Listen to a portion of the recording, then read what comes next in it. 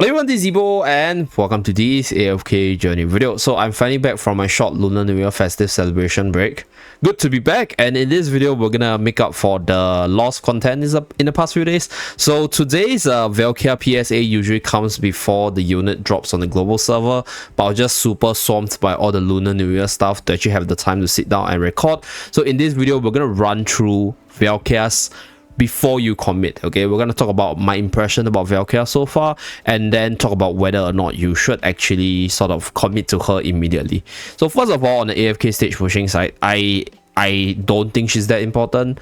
Like I mentioned this before, I think she makes like some existing good teams a little bit better or usable. Like she's usable there, but I don't think she's needed. Like she works in this team, for example, right, with Iron Armor's Arden as well as Bonnie as usual, with the ability to buff them through her shielding to frontline a little bit better, as well as have that attack speed buff. But as a warrior unit that doesn't do that well against deficits, I don't think Valka is actually like that good for AFK stage pushing, because like, yeah, she dies pretty fast even with a massive shield value, because in your AFK stage pushing you are playing against massive deficits most of the time, and that is where Valka, being a unit that doesn't have that much of a control and doesn't have that much of a burst or that much of a sustain to keep the team alive, is not that crucial or not that like omnipotent that you actually need to go for her specifically for this reason. So not that useful here. And then for the Dream Realm side, I'm going to give a relatively unpopular opinion, and that is Valka might be a little bit overhyped for the Endless Dream Realm side, because specifically not her mechanics, but how the bosses work in rotation this season, and also other units being like decently good or almost as good, making her relatively not as powerful as she should be. And let me explain that. Okay, so first of all, if we take a look at like her current performance or her role in the team itself, she does have pretty decent damage. She does have a pretty decent debuff in the Magic Charm ability, and she also have this ability to buff up the whole team with the attack speed buff from her shielding itself, right, from the Spectral Bulwark right here. So if you take a look at what she does, there is another unit that pretty much does the same thing as her, which is Sonya, but I guess Sonya buffs up other units a lot better. So for Valka to be like sort of meta, like top tier in every team, number one, Valka needs to perform her job better than Sonya, and she must be able to sort of cover for the damage differential that Sonya is able to provide from buffing up two other allies. So that is one hurdle that she got to overcome in the Endless mode. So far, I haven't seen a lot of replays of her in the Endless mode, but I guess we should be seeing more in the next few days. But in the pre-Endless mode, she's really not that spectacular. So that's that. And in the Endless mode, if we take a look at like the current bosses right now, at least in terms of the rotation, Crystal Beetle is not gonna be a boss that she's good at because of this Enchanted Mist, making magical units a lot better, right, compared to, for example, like your true damage or your physical damage teams. And then if we take a look at Plague Creeper, Plague Creeper is a boss where I think Harald definitely scales moving into the Endless mode. So Harald's probably gonna be like the main physical carry. There is a possibility that you run Harald together with Valka, but then again, it's unlikely because you did rather buff up Harald a lot together with Sonya to give you that like massive Harald damage and eventually do more damage overall compared to running sort of like two semi-carries in Valka and Harald.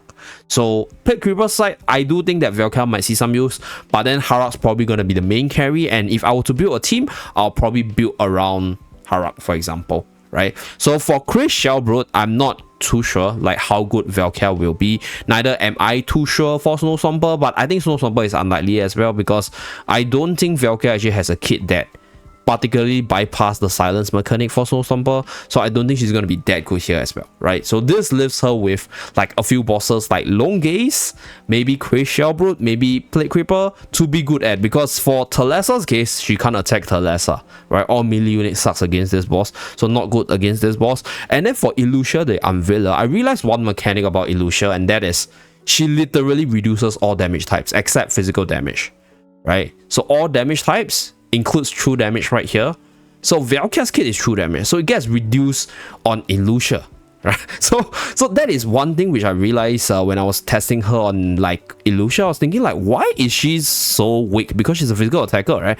But if you sort of think about it from her ultimate damage perspective, her ultimate damage is true damage. So this means that even against Illusion, which is supposedly good for the physical attacker, Valka's not even that good. So out of these 8 bosses, I can safely say, right, out of these 8 bosses, Illusion's probably going to be maybe good for only 4, even in the Endless Dream Realm side. So that is maybe probably good. So 4 out of 8, I guess it's decent, but then it's not like a meta true damage max HP kind of carry kind of thing. So that's why I think in terms of the Dream Realm side, you probably want to hold on your resources a little bit before committing to her if you do believe that she's good for the Endless Dream Realm, because there will be more testing done. I will be getting her on my main account, and then we shall see how she performs in the Endless Dream Realm bosses. So that's that. I personally don't think she's that good, or she's probably going to be usable, but probably not like the meta own everyone in every boss kind of unit. So that's that. And then for the PvP side, I like to sort of give her a more positive review, but it is tough. So like in terms of like my account right here, it could be a possibility where like my account is not that good for her. But the thing is, even in matches where I actually won against the opponent with my strongest few units, I don't feel that she actually did much. So let me explain with this match which I won over here. So right here, if you go into the replay, let's run this at 1 time, for example. So Valka charges in front, and then Valka is able to take some damage with the shielding. And one interesting mechanics of Valka is she can sort of negate the ultimate from Lily May. So she can be a Lily May bait, and she can still use her ultimate because her ultimate is not based on the energy of herself, but rather on the panic state of the opponent. So if Lily May cancels the ultimate, if the opponent is under the panic state, she will be able to still cast the ultimate and hit the enemy. So that's one interesting interaction, but then that interaction alone doesn't warrant her the meta usage in the PvP side.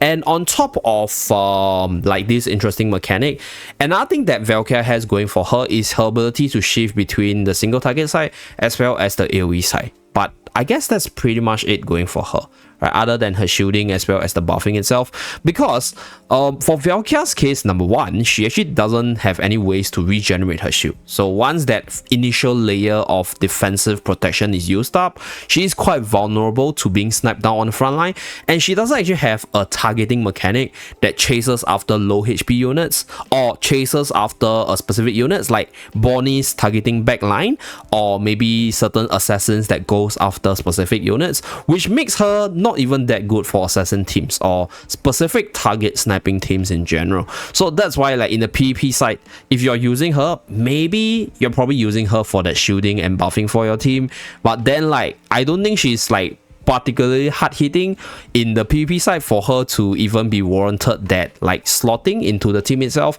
And that's why for the PvP side right now, I haven't found the best team for her, so I guess she's quite mediocre, like at least based on my runs right here. I did win, but even in the matches I won, like I don't think that she was like the core unit for the team. Like if you take a look at this, right, Lily May as well as Bonnie doing way more, and this is a team where I forcibly slot in a Valka just to see whether or not she works. So if I don't have Valka, I'm actually do better on Lily May as well as Bonnie over here, right? So there is a whole bunch of replays which I lost right here, as you guys can see. So like Lily May and Fresno doing way more than Valka. So damage wise, she's not that good. Tanking wise, she doesn't even tank as much as Fresno, for example. And then in terms of like team synergies, there isn't actually any team that synergizes with her that well right now. So we shall see, right? We will actually try her out in a few different teams on the global server side where I have more hero collection. But right now, I think for Valka's performance, pretty mediocre in general across the board with my free-to-play account. So like I mentioned, this is more of a free-to-play account perspective. Like if you do have more units that can sort of draw out her potential, that could be a possibility. I do think that Twins is one unit that could maybe make her a little bit better, but then I'm still like sort of doubtful whether or not, you know, it is on Twins, right? Or is it on Valka? Because if you need Twins to make Valka better, Twins could also make the likes of other carries better as well. So that's why I'll say my sort of initial impression or initial before you commit to Valka is hold on your resources a little bit, because she might be a little bit of a overhyped unit in terms of performance. Okay, so that's pretty much it for this video. Hopefully you guys haven't jumped straight into her yet, but stay tuned for my next few days worth of Valka content as I pull her on Supreme Plus on my main account and then playtest her in the different scenarios out there. Thank you very much for tuning in. Do remember to like and subscribe to see more. I'll see you guys again in my next video. Bye guys.